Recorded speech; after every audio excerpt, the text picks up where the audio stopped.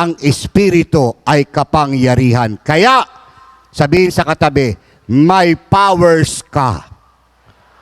Ha? Hindi supernatural power. Heavenly power. No, isang una nga dyan, ang kaalaman at pangunawa. Knowledge and understanding. Iba naman po kasi yung maraming alam, di ba? Sabi nung isang ng boss, sa ini-interview niyang aplikante sa trabaho, alam mo yung posisyon na gusto mong pasukan, ang kailangan namin dyan yung maraming alam. Marami ka bang alam? Marami naman po, sir. Anong alam mo?